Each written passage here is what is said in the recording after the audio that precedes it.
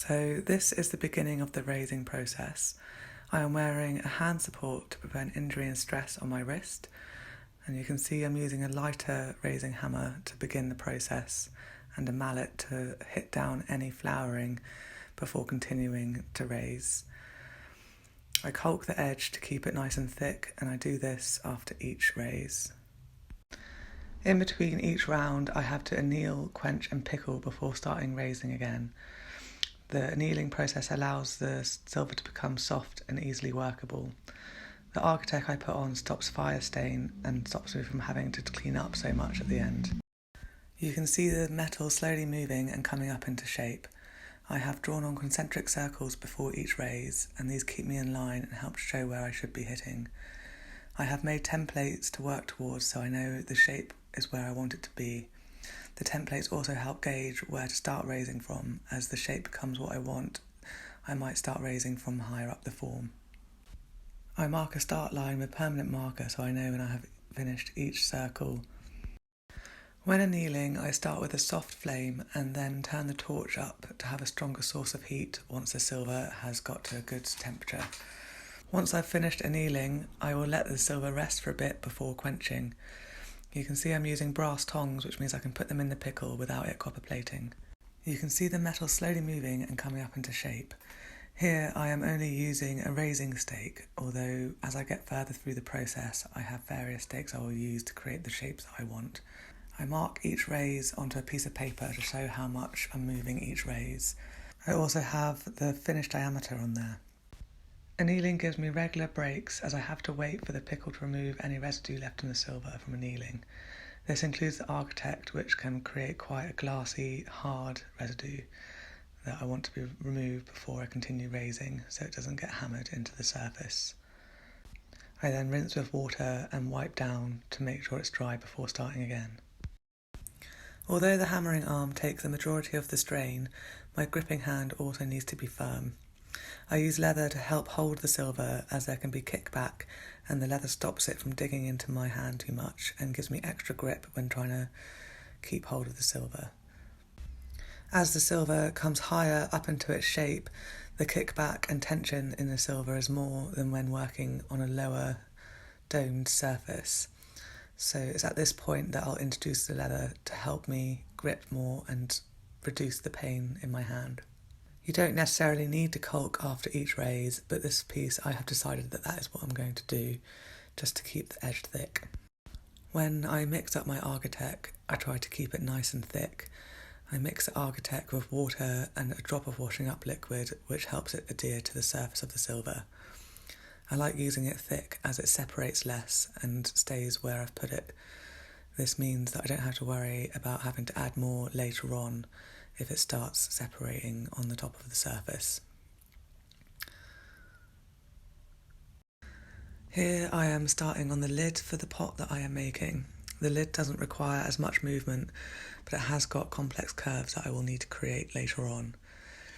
I'm just creating the edge of the lid that will match up to the pot. And once again, caulking to make sure they're both the same thickness. When I anneal a curved surface, I always make sure I am heating up the outside of that curve. This prevents any blowback onto the torch and stops the torch from blowing out or me burning my hands.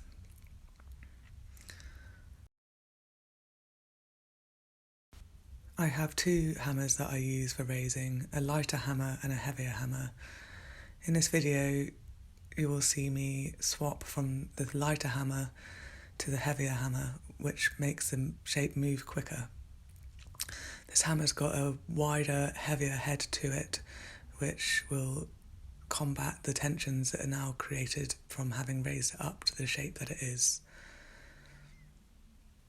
To do the final edge, I might still go back to the lighter hammer as it allows more precise, accurate hammering.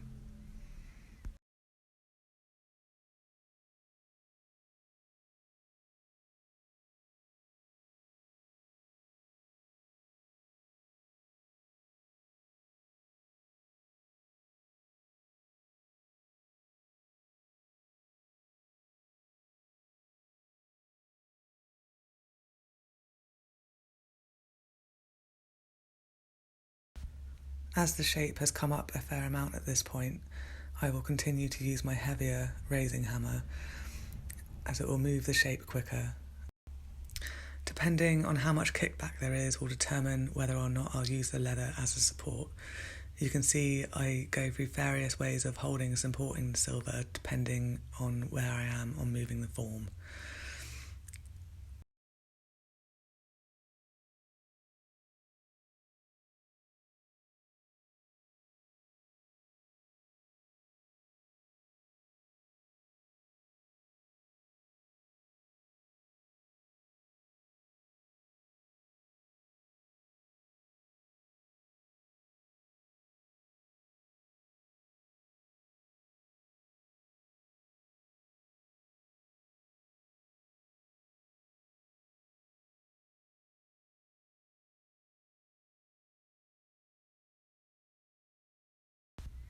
Here I'm using a sandbag and doming punch to create the beginning of the nipple.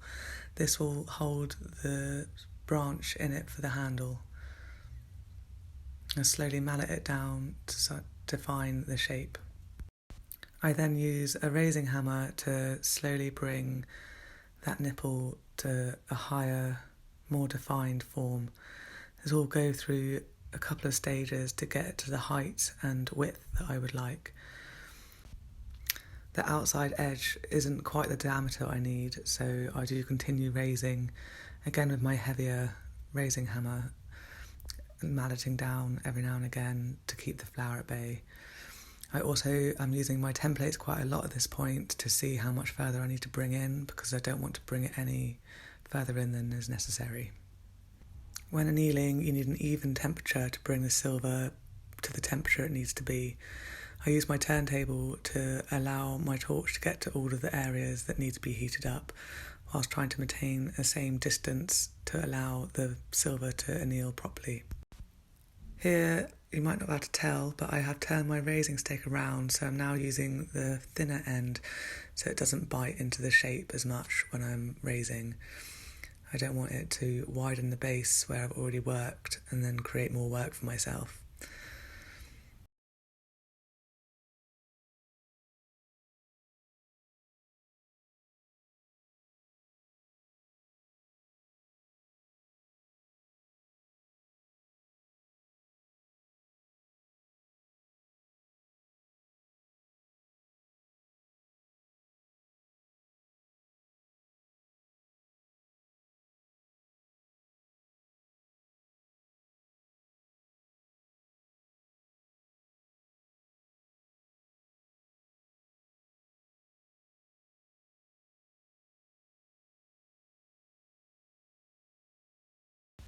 I have quite a few vices in my workshop, which means I can set up different stakes and work between them rather than having to change them over for each stake that I need to hold. Here I am working on the doming punch, trying to define my nipple, as well as working on the sandbag and the raising stake to bring in the remaining part of the shape that needs to be formed.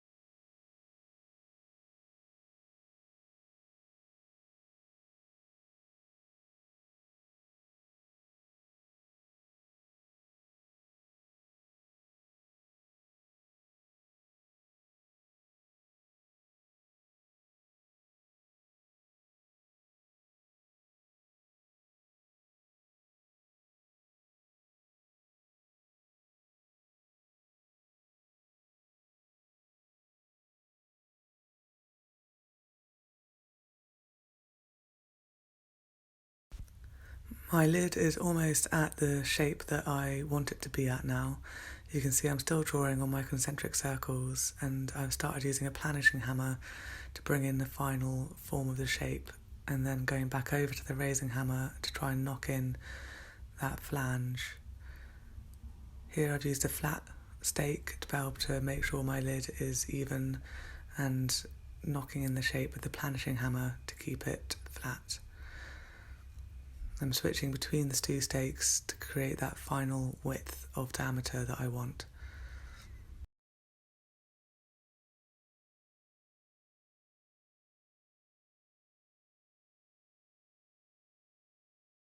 When I'm raising two pieces, I typically try to have one piece in the pickle whilst I have another piece that I am raising. This means that I have to spend less time waiting for the pickle to clean the silver, and I can be working on a piece whilst waiting for a piece. When going on to planishing, the more polished your tools are, the better surface quality you will get on your silver. Here you can see me polishing up my flat stake ready for the planishing process. Both pieces are at the level where I am knocking them into shape. This planishing is quite quick, whereas the next round will be more intricate and I will try to layer over my hammer marks. On this one, I'm just trying to get out any hard bumps or lumps that have been created through the raising process. This also shows me which stakes I need to use for when I am planishing, and I'm marking on notes to show that I have started planishing so I know for the future when making again.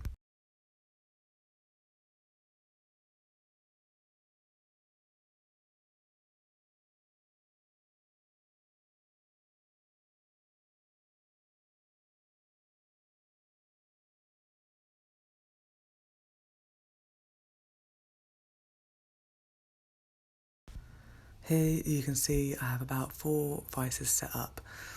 This makes it a lot easier and smoother transition between different stakes that I need to use to create the pieces that I'm working on. I have a doming punch, my flat stake, my raising stake, and another larger doming punch. I'm also using several hammers at this point. I have my planishing hammer, and I have 2 different planishing hammers, one that's got a smaller head and one that's got a wider head. I still am using my raising and my mallet at this point, although soon they will become obsolete in this process.